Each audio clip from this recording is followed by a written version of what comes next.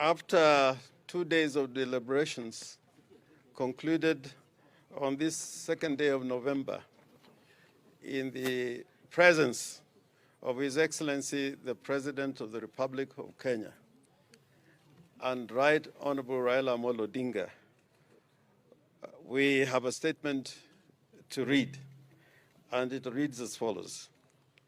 We are gathered here as members of Parliament from the National Assembly and the Senate, numbering nearly 300, to express our unequivocal support for the BBI. Yes. The BBI process, as you're all aware, was initiated by the handshake between His Excellency Uhuru Kenyatta, the President of the Republic of Kenya, and Raila Amolo Odinga, the Prime Minister.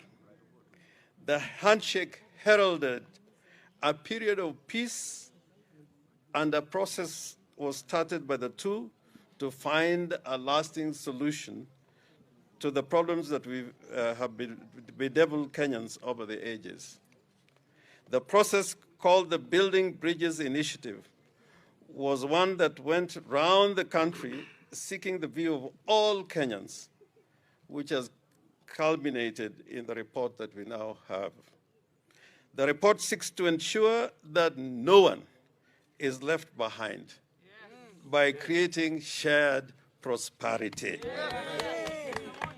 Shared prosperity means that all communities in Kenya, from all corners, have a share in the resources.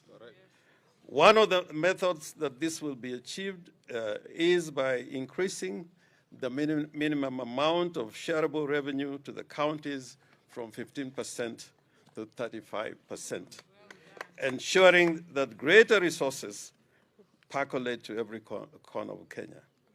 Further, it creates a ward development fund which will be resourced with 5% of shareable allocation as an additional measure to ensure that resources reach the grassroots. These measures and numerous others will ensure that marginalized communities, especially the pastoral communities, are adequately resourced.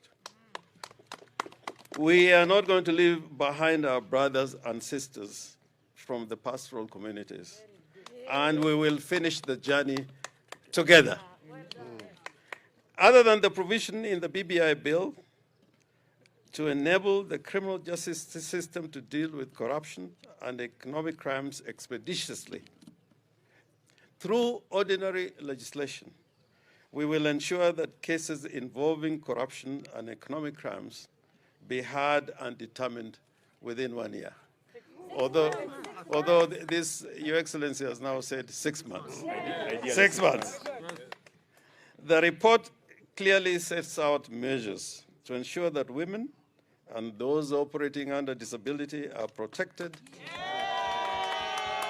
and given greater space.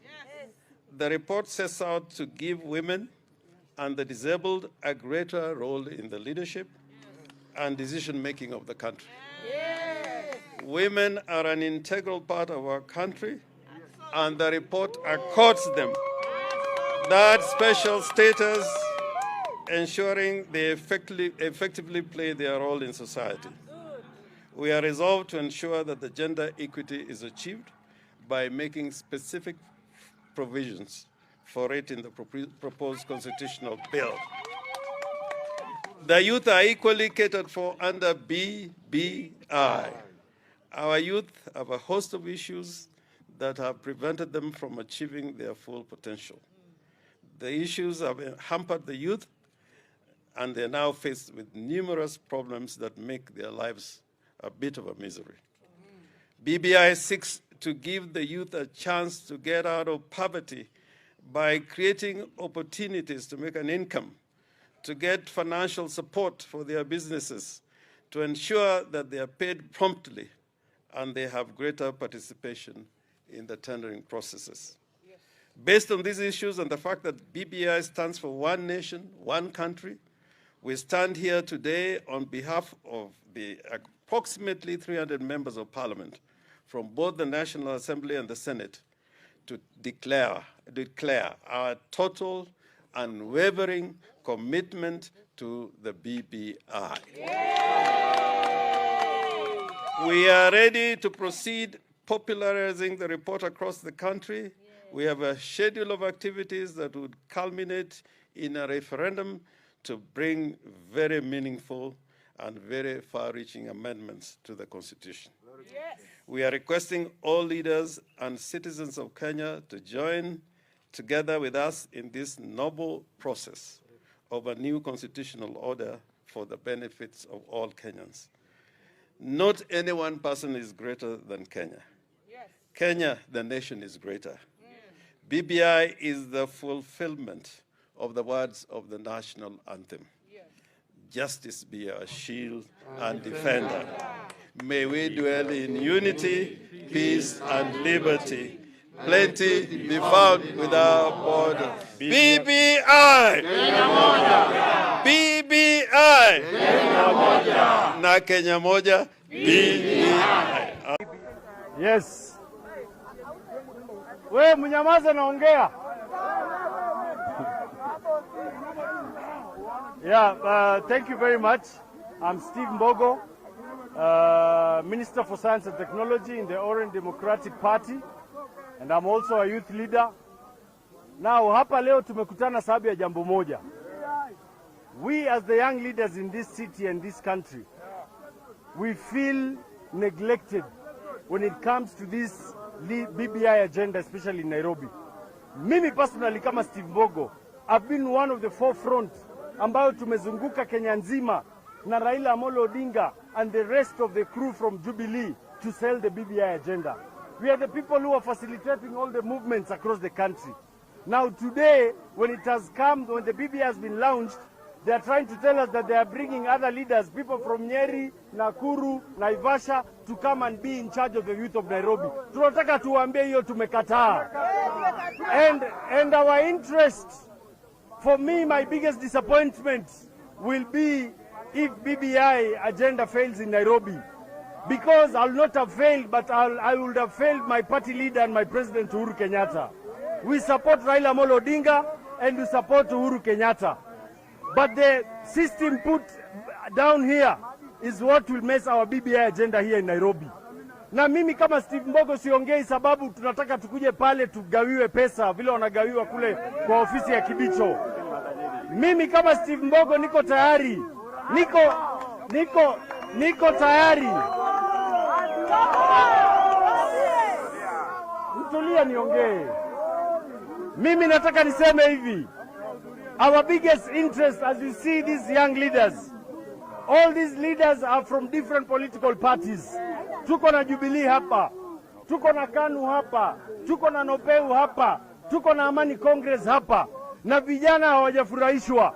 Munajua vizuri sana, we will be going against a very tough contest. Na nataka niseme ukweli, upande ule mwingine tuko na ndugu yetu anaitwa Mike Sonko, we cannot ignore him. Upande wao mwingine tuko na vijana kama Nixon Korir, tuko na vijana kama Kiarie, tuko na vijana kama Ndoch, tuko na vijana kama Kiarie, tuko na kina Omanga. If we don't set our soldiers on foot saizi and people who can sell this agenda, tutapata shida hapa mbele. Mimi kama Steve Mbogo nataka niseme hatuko na interest ya kwenda kufata pesa pale. Mimi leo na declare I am ready to give 1 billion shillings for the BBI agenda to move forward. I have the money and we will do it.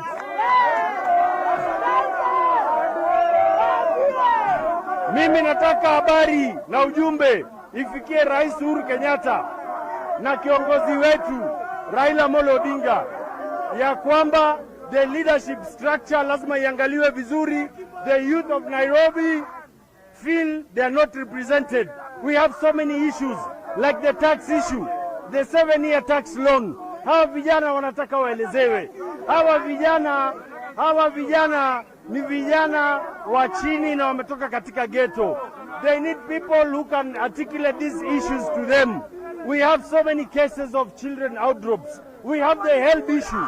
These issues should be explained to them with people who understand their language. Hapana letea sisi watoto ya Blue Band ati aende kuelezee mtu ya ghetto hizi issues.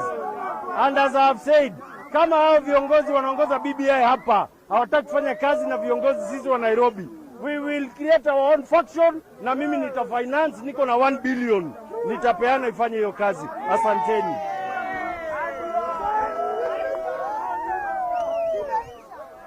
Teddy Kasich, mimi ndio katibu mkuu wa vijana kwa chama cha KANU, na kama mlivyosikia Gideon Moi ana support BBI, Uhuru Kenyatta ana support BBI, Raila Odinga ana support BBI, lakini leo tumekuja hapa kwa sababu kuongelea issues za vijana. Sisi tunasema vijana lazima tuhusishwe kwa BBI, na tutakubali kupangwa na wazee, watu wenye wamezeeka wanatupangia mambo ya vijana. Sisi tunasema Nairobi, kama viongozi wa Nairobi tunataka kuhusishwa na BBI. Tumeona kuna imposters pale Bomas waliekwa kuongea mambo ya vijana. Ukiangalia imposters wanatoka county zingine. Sisi tunasema kama vijana wa Nairobi, sisi ndio tutajipangia